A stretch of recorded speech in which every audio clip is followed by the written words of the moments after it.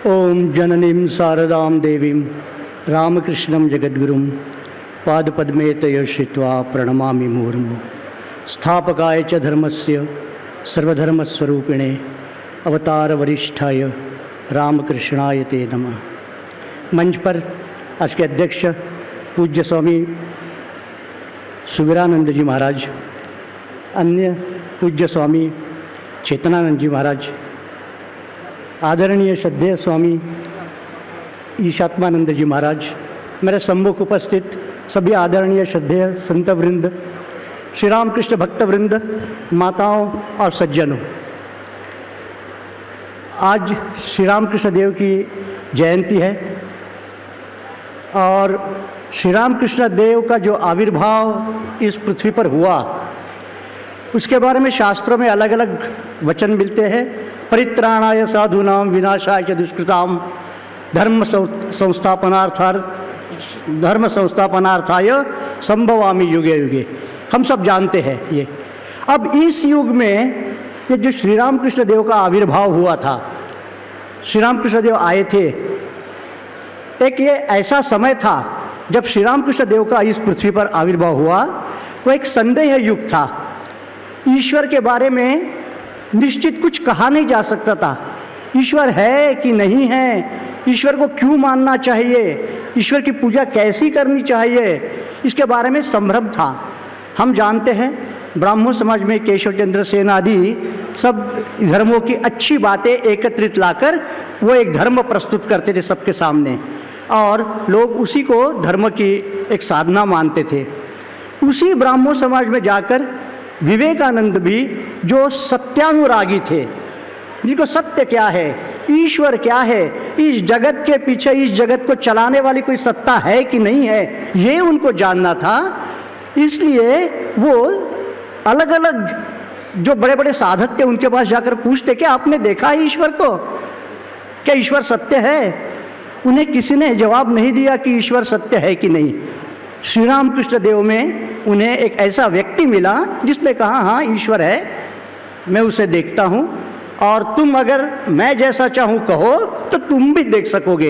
ये पहला उत्तर देने वाले श्री रामकृष्ण देव थे। श्री रामकृष्ण देव ने इस प्रकार का जीवन जिया कि जिससे ये धर्म जगत में एक बहुत बड़ी क्रांति हो गई है। श्री रामकृष्ण देव की शब्द ही स्वामी विवेकानंद जी ने पृथ्वी भर में फैलाए। श्री रामकृष्ण देव बोलते थे, अरे ईश्वर केवल है बोल के नहीं चलेगा, ईश्वर की अनुभूति होनी चाहिए। स्वामी जी बोलते रिलीजन इज रियलाइजेशन, धर्म माने अनुभूति। केवल कुछ बातें बोलने की बात नहीं है धर्म अध्यात्म। हाँ, धर्म कुछ उपासना पद्धतियों में अभी सिमट के रह गया है और प्रत्येक धर्म की, जिसको हम धर्म कहते हैं, वास्तविक वो पंथ है। श्री रामकृष्ण देव ने, जिसको आज हम धर्म बोलते हैं, उन पंथों से, अलग अलग पंथों से साधना करके हमारे सामने एक धर्म का आदर्श प्रस्तुत किया कि कैसे वास्तविक धर्म अपने जीवन में उतारने से क्या हो जाता है। और एक दूसरी मजे की बात है, स्वामी विवेकानंद जी ने अपने पत्रों में कहा है, तीन चार जगह पत्रों में कहा है, जिस दिन श्री रामकृष्ण देव ने जन्म ग्रहण किया उस दिन से सत्ययुग का प्रारंभ हुआ है। सत्ययुग क्या होता है? हम लोग पुराणों में देखते हैं सत्ययुग में धर्म 4 पाद से होता है, चतुष्पाद धर्म। ये चतुष्पाद धर्म क्या? सब लोग एक जो पारलौकिक सत्ता है, ईश्वरी सत्ता है, उसको सत्य मानकर ही जीने वाले लोग होते हैं। सत्ययुग में धर्म पूर्ण रूप से प्रतिष्ठित रहता है, इसलिए अधर्म की ओर किसी का मन नहीं जाता और लोग साधना करके वो सत्य को जान लेते हैं कि इस जगत के पीछे सत्य क्या है। क्या सत्य केवल इंद्रिय ग्राह्य जगत ही सत्य है? नहीं, ये अतीन्द्रिय सत्य जो है वही वास्तविक इस जगत में दिख रहा है, अनुभव में आ रहा है। क्यों? क्योंकि हम उसको इंद्रियों के माध्यम से सत्य को देख रहे हैं। श्री रामकृष्ण देव ने ये अपने जीवित काल में, जिसको हम साधना कहते हैं, उनकी साधना, श्री रामकृष्ण जी ने बहुत कठोर साधना की। और साधना क्यों की? उन्हें साधना की आवश्यकता नहीं थी, परंतु आज के युग में इस समय उन्हें ये प्रतिष्ठित करना था कि इस प्रकार जीने से ही जो इंद्रियों के परे का जो सत्य है वो हम अपने भीतर उसका अनुभव कर सकते हैं, और तभी मनुष्य को वास्तविक पूर्णता की प्राप्ति होती है। एकम सत्य, शास्त्र कहे एकम सत्य, तो जो एकम सत्य है कि जो सत्य एक ही है उसकी अनुभूति कैसे? श्री रामकृष्ण जो ने पहले काली मंदिर में दक्षिणेश्वर में पूजा करके माँ की वो सत्य की अनुभूति प्राप्त की। माँ का स्वरूप क्या है? क्या माँ केवल पत्थर की है अथवा धातु की है या चित्र है जिसकी हम पूजा करते? नहीं, धातु नहीं, पत्थर नहीं, कुछ नहीं, चित्र नहीं, उसके पीछे एक दूसरी जीवंत सत्ता है। और वो सत्ता क्या करके ठाकुर प्रार्थना में क्या कहते थे? माँ तू कैसी है, तेरा स्वरूप क्या है, तू मुझे दिख, मुझे अनुभूति दे। और हम देखते हैं श्री रामकृष्ण देव को माँ ने अनुभूति दी। माँ सत्य क्या है, कैसी है, ये उन्हें दिखाया। और क्या दिखाया उन्होंने? श्री रामकृष्ण देव ने जब माँ का साक्षात्कार किया, माँ की अनुभूति की, तो श्री रामकृष्ण देव कहते हैं कि जब मैंने वो तलवार उठाई और सिर पर चढ़ाने के लिए कोशिश की, तलवार हाथ से गिर गई और माँ का मुझे दर्शन हुआ। कैसे हुआ? एक चैतन्य सागर में पूरा अस्तित्व डूब गया, कुछ नहीं था, केवल चैतन्य, चैतन्य सागर। और कहते इतना ही, उसके अंदर मेरा मैं भी डूब रहा था, मेरा मैं भी डूब गया। माने मैं भी नहीं, जगत भी नहीं, कुछ नहीं, केवल एक चैतन्य सागर, एक चैतन्य शुभ्र, एक ज्योति समुद्र। ये श्री रामकृष्ण देव ने माँ की अनुभूति करके किया। और ये ईश्वरानुभूति से क्या होता है, जीवन कैसा हो जाता है, ये श्री रामकृष्ण देव ने बहुत सुंदर ढंग से दिखाया। केशव चंद्र सेन के पास जब श्री रामकृष्ण देव गए तो केशव चंद्र सेन कहते हैं हिंदू धर्म इतना सुंदर है, हिंदू धर्म में इतनी बड़ी अच्छी बातें हैं और जीवन उससे ऐसा हो जाता है, हमें मालूम नहीं था। और फिर कहते हैं श्री रामकृष्ण देव का जीवन एक बहुत बहुमूल्य है, उसे बहुत संभाल कर रखना चाहिए, बहुत मीठा है, माने प्रेशियस है, उसको संभाल के रखना पड़ेगा, संभाल के रखना चाहिए। श्री रामकृष्ण देव ने अपने जीवन में धर्म उतार कर, साधना कर कर स्वयं को ऐसा बना दिया कि जिससे दूसरे को भी ईश्वर सत्य है ऐसी अनुभूति होती थी। और एक ईश्वर साक्षात्कारी पुरुष का लक्षण क्या है? वही है कि उसके सानिध्य से ही ईश्वर अनुभूति, ईश्वर है, ऐसा एक अनुभव होता है। और श्री रामकृष्ण देव ऐसे थे, जब कीर्तन करते, संकीर्तन करते थे तो सब लोगों के अंदर एक ऐसा दिव्य भाव, दैवी भाव आ जाता था, सब लोग भूल जाते थे, स्थान भूल जाते थे, स्वयं का देह भूल जाते थे, जगत भूल जाते थे और एक दूसरी पारलौकिक सत्ता में चले जाते थे। ये श्री रामकृष्ण देव ने इस प्रकार का एक जीवन आचरण करके, जीवन जी के, और जिसको हम कहते हैं साधना करके, इस प्रकार का जीवन दिखाया। और ये भी कहा कि ये अनुभूति अगर नहीं आई, दूध अगर पिया नहीं तो पेट कैसा भरेगा? दूध सफ़ेद होता है, दूध गाय से मिलता है और भी जानवरों से मिलता है, ये इन्फॉर्मेशन है, ये इन्फॉर्मेशन से नहीं होगा धर्म। धर्म अनुभूति की बात है, जब तक जीवन में उतरेगा नहीं धर्म, वो धर्म नहीं है। ये श्री रामकृष्ण देव ने अपने जीवन से दिखा दिया। और फिर एक बहुत बड़ा आदर्श जो हमारा सनातन आदर्श है भारत का, त्यागे न एक न अमृतत्वमानशु, कि त्याग से ही वो उस सत्य की, वो एक की अनुभूति होती है, प्राप्ति होती है। ये श्री रामकृष्ण देव ने अपने जीवन में जी कर दिखाया। हम सब जानते हैं डिटेल्स कि कैसे विवेकानंद जी ने उनकी परीक्षा ली थी और श्री रामकृष्ण कितने ऊपर उठ गए थे। और दूसरी एक बड़ी मजे की बात है कि श्री रामकृष्ण देव का जीवन जो यहाँ दक्षिणेश्वर में पूर्ण 17 साल के बाद का उनका जीवन व्यतीत हुआ, आखिरी लगभग 1 वर्ष कलकत्ता, वरानगर और काशीपुर में व्यतीत हुआ। ये जीवन की शुरुआत, 50 वर्ष का जीवन श्री रामकृष्ण देव का 2 स्वप्नों से शुरू होता है। सुधीराम जी को स्वप्न आता है कि मैं तुम्हारा पुत्र होकर तुम्हारी सेवा ग्रहण करूंगा। सुधीराम जी कहते हैं कि मैं तो गरीब हूँ, मैं आपकी सेवा नहीं कर सकूंगा। तो भगवान बोलते हैं कि नहीं, तुम जैसे भी करोगे मैं स्वीकार करूंगा, तुम्हारा अपराध मन पर नहीं लूंगा। और फिर दूसरा एक स्वप्न आता है रानी रासमणि को, जो वाराणसी की यात्रा के लिए जा रही थी। तो उसे दक्षिणेश्वर के आगे जाने के बाद एक स्वप्न आता है कि काशी जाने की आवश्यकता नहीं है, यहाँ पर मेरा एक मंदिर बनाओ और वहाँ भोग राग, नित्य भोग राग होगा, ऐसी व्यवस्था करो, काशी जाने की आवश्यकता नहीं। और हम सब जानते हैं कि रानी ने अपनी काशी की यात्रा स्थगित कर दी, कैंसल कर दी और फिर से वापस कलकत्ते आ गई और दक्षिणेश्वर मंदिर का निर्माण किया। 1855 में दक्षिणेश्वर का मंदिर निर्माण हो गया और उसी समय श्री रामकृष्ण देव 17 वर्ष के हो गए थे और कामारपुकुर से कलकत्ते में आ गए। कलकत्ते में आने से ही उनके एक प्रकार से विशिष्ट प्रकार की साधना शुरू हो गई, उनका कार्य शुरू हो गया था। और जब दक्षिणेश्वर में रहने के लिए आए और उनको माँ का पूजक पद मिला, पुजारी का काम करना पड़ा। देखिए, राम कुमार जी गए तो वापस नहीं आए, शरीर शांत हो गया। और मथुर बाबू एक ऐसे व्यक्ति, ये ईश्वर के एक ड्रामा में, खेल में नियोजित थी कि जिन्होंने श्री रामकृष्ण देव को पहचान लिया था। 17 साल का युवक, लेकिन ये अलग है, इसमें कुछ विशेषता है। जैसे ही पुजारी की आवश्यकता पड़ी, मथुर बाबू ने रानी अपनी सासू माँ से कहा कि इनको अगर पूजा किया जाए, ये छोटे भट्टाचार्य को अगर मंदिर की पूजा का भार दिया जाए तो बहुत अच्छा होगा। और देखते हैं वैसे ही कि जब श्री रामकृष्ण देव ने माँ की पूजा का भार लिया, धीरे धीरे धीरे मंदिर का वातावरण बदल गया। लोग कहते थे कि मंदिर में जाने से ऐसे शरीर में चमक आती है, रोमांच हो जाते हैं, जैसे कि माँ कुछ साक्षात वहाँ पर अवस्थित है। देखो, पत्थर की मूर्ति, आज भारत में करोड़ों लाखों पत्थर की मूर्तियाँ हैं, सब पत्थर की मूर्तियाँ, और ये दक्षिणेश्वर की महाकाली की पत्थर की मूर्ति, उसमें क्या अंतर है? श्री रामकृष्ण देव ने उस पत्थर की मूर्ति को जीवंत कर दिया, जीवित हो गई वो।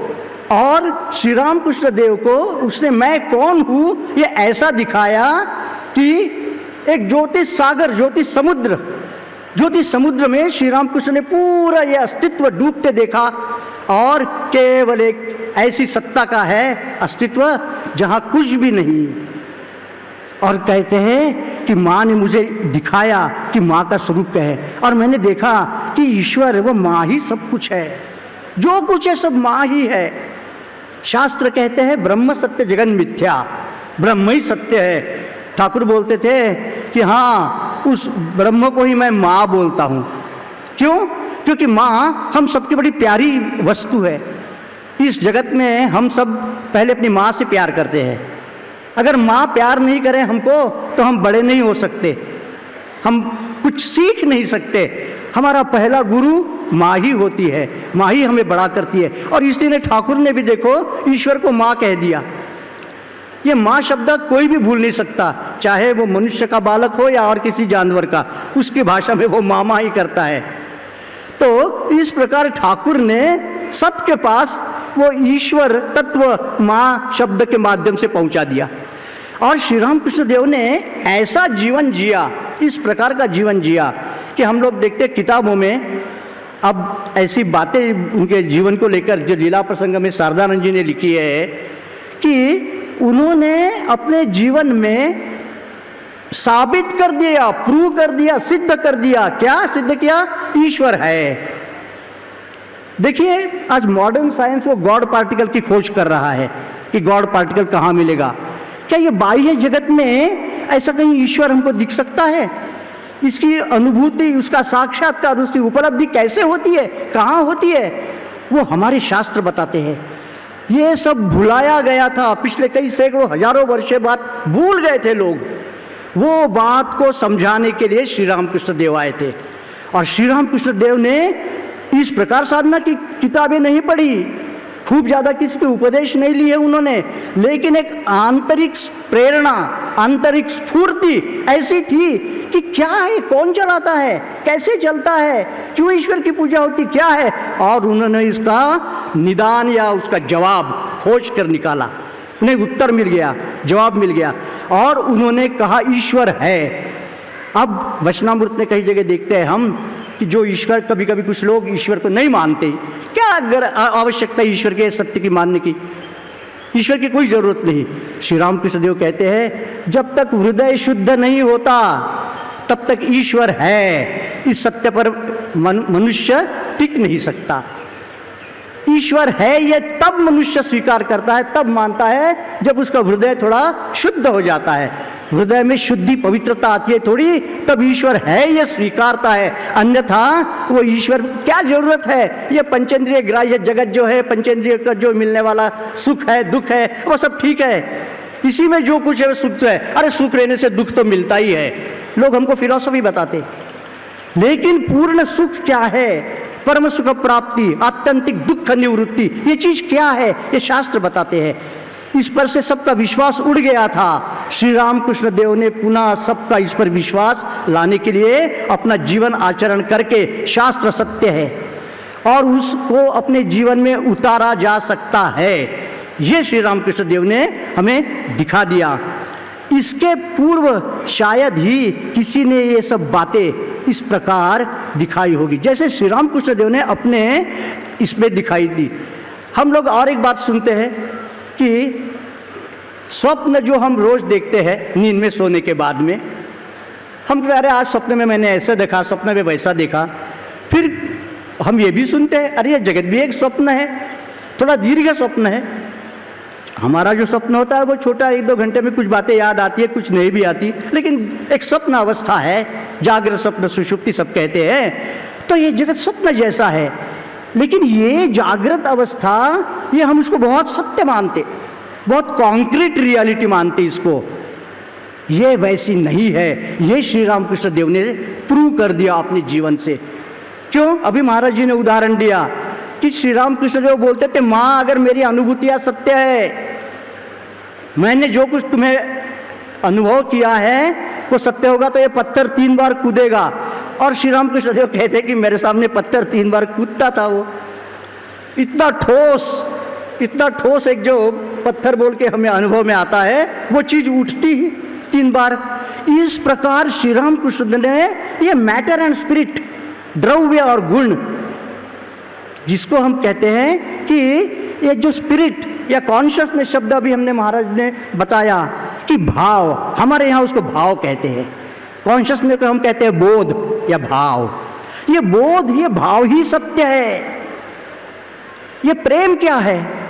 प्रेम मन एक भाव है, एक बोध है। ये प्रेम और बोध, भाव, ये सब यही सत्य है वास्तविक। जैसा भाव वैसा लाभ, ये भी हम सुनते हैं। श्री रामकृष्ण देव ने ये सत्य कर दिया अपने जीवन में, जिस प्रकार का जीवन उन्होंने ये दक्षिणेश्वर में जिया है। श्री रामकृष्ण देव का वचनामृत जब हम पढ़ते हैं उसमें भी बड़ी मजेदार बातें मिलती है। श्री रामकृष्ण देव कितनी जगह कहते हैं अरे ये जगत, God, this world is God's play.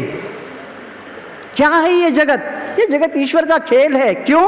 Shri Ramakrishna ने देख लिया था कि केवल एक ही सत्ता है, एक ज्योतिर्मयी चिन्मयी सत्ता है, और ये जो कुछ दिख रहा है अनेक नाम रूपों का खेल, वो कुछ नहीं, वो खेल है, वो उस सत्ता का खेल है करके श्री रामकृष्ण निर्विवाद रूप से बोलते हैं कि ये जगत ईश्वर का एक खेल है। फिर हम लोगों को समस्या आती है, ये खेल है तो हमें इतना दुख कष्ट क्यों मिलता है? किसी को बहुत दुख होता है, खूब कष्ट होता है, बहुत कुछ भोगना पड़ता है, क्यों? श्री रामकृष्ण देव जगत उत्तर देते हैं कि ईश्वर ही जगत बना है। God has become this world. ईश्वर ही जगत बना है, जगत ईश्वर का खेल है। देखिए इतना बहुत मैंने बल देकर और किसी ने कहा नहीं होगा जितना श्री रामकृष्ण बार बार उस जमाने में बुद्धिजीवी लोगों के बीच बोलते थे। ठाकुर के पास जो लोग भी जाते थे, स्वामी जी और स्वामी जी के गुरु भाई और अन्य सब लोग, वो बुद्धिजीवी लोग थे जो तर्क करते थे। लेकिन श्री रामकृष्ण देव ने कि ये जगत ईश्वर का खेल है और ये जगत ईश्वर ही जगत बने हैं, ये अब अपने बार बार कहा, एक बार नहीं कई बार कहा। तीसरी बात ठाकुर ने और भी बोली है, everything happens by the will of God. संसार में सब कुछ ईश्वर की इच्छा से होता है, ईश्वर के करने से ही होता है। नरेंद्र भी मानते नहीं थे ये बात, तो ठाकुर बोलते थे अरे तू क्या करेगा, जैसा बोलता मनुष्य वैसे क्या हो सकता है क्या? ईश्वर ने किया तो ही होता है। माँ को किसी ने पूछा था कि माँ कि ईश्वर की इच्छा और हमारी इच्छा कैसे पहचानना? माँ ने जवाब दिया था हमारी इच्छा तो हम कर सकते हैं, हमारी कुछ भी इच्छा कर सकते हैं, लेकिन वो इच्छा की पूर्ति ईश्वर की इच्छा से होती है। जब ईश्वर इच्छा करेंगे तुम्हारी इच्छा के साथ मिल जाएगी तो तुम्हारी बात पूर्ण हो जाएगी। माने आखिरी ईश्वर की इच्छा ही सत्य है, ईश्वर की इच्छा ही पूर्ण है, ये सिद्ध होता है। और ये ठाकुर ने बिल्कुल अपने जो कथामृत वचनामृत जो है उसमें हम देखते हैं कि ये जगत ईश्वर है, ईश्वरी जगत बना है, ईश्वर की इच्छा से होता है। और एक चौथी बात ठाकुर की अपने हमें मिलती है वचनामृत में, कथामृत में, कि ईश्वर ही एकमात्र करता है और करता कोई नहीं, करता एकमात्र ईश्वर है, ईश्वर ही करता है। ये डूअरशिप, एजेंटशिप जो है, कर्तृत्व, ये कर्तृत्व केवल ईश्वर का होता है। हाँ, वो व्यक्त होता है व्यक्तियों के माध्यम से। ईश्वर जिसको निमित्त बनाना चाहते हैं वो निमित्त बनता है। कोई हथौड़ा कहेगा नहीं, जो हथौड़ा होता है जो पीटता है, कुछ मारने से दूसरी वस्तु टूट जाती है, वो नहीं बोलता कि मैंने तोड़ा। जो हाथ उसको पटकता है वो हाथ के पास उसकी तोड़ने की शक्ति है। तो ईश्वर वो शक्ति है जिसके कारण यहाँ का जो कुछ हलचल हो रही है विश्व भर में, श्री राम कृष्ण इस बातों के ऊपर निसंदिग्ध रूप से अपना बयान कर चुके हैं। उन्होंने कह दिया कि ऐसा ही होता है, इसके सिवा दूसरा कोई मार्ग नहीं है और यही है केवल कि इसी से होता है।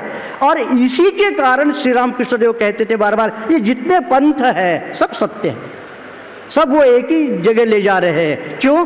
क्योंकि कहाँ से क्या कुछ मिल जाए, श्री राम कृष्ण देव किसी भी बात को नकारते नहीं थे, बोलते उसकी भी आवश्यकता है। एक बार गिरीश बाबू ने कहा था कि अभी मैं ये नाटक वगैरह लिखना बंद कर दूंगा, सब बंद। ठाकुर ने कहा नहीं, शुरू रखो, उससे भी लोक शिक्षा होगी। देखिए, हर चीज से कुछ ना कुछ लोगों का लाभ होता है, फायदा होता है। इसलिए इस जगत संसार में जो कुछ हो रहा है, जो होता है, वो ईश्वर की इच्छा से होता है, कुछ लोगों को उसका लाभ होता है। लेकिन सत्य क्या है? सत्य क्या है? ये श्री रामकृष्ण ने दिखा दिया कि सत्य में भेद नहीं है। और इसके कारण हम मेरा सत्य तुम्हारा झूठ, तुम्हारा सत्य मेरा झूठ, ये करने की कुछ आवश्यकता नहीं है। लड़ाई झगड़े की भी कुछ आवश्यकता नहीं है। सब प्रामाणिक रहे अपने अपने मार्ग में, ये श्री रामकृष्ण देव ने कहा करके आजकल हम जितने मत, जतो मत ततो पथ, इसका भी प्रचार प्रसार करते हैं। ये जतो मत ततो पथ, यहाँ इसकी अनुभूति करने के लिए पहले वो ठाकुर ने जो त्याग का मार्ग दिखा दिया है, त्यागे न एक अमृतत मानुषु, वो त्याग को अपनाना पड़ेगा। और अभी शिव भावे जीव सेवा का जो मंत्र हमें मिला है, श्री राम स्वामी जी ने जो दिया है, वो ठाकुर का ही ये वचन है कि केवल एक ईश्वरी सत्ता ही है और उसी में जाने का प्रयास हम लोग कर रहे हैं। बस यही प्रयास में हम लोग इसमें आगे बढ़े और जो श्री रामकृष्ण देव ने जो सत्य की, ईश्वर की अनुभूति कर ली, वो हमारे जीवन में आए। ये प्रार्थना के साथ मैं वाणी को विराम देता हूँ। ओम शांति शांति शांति। हरि ओम तत्सत।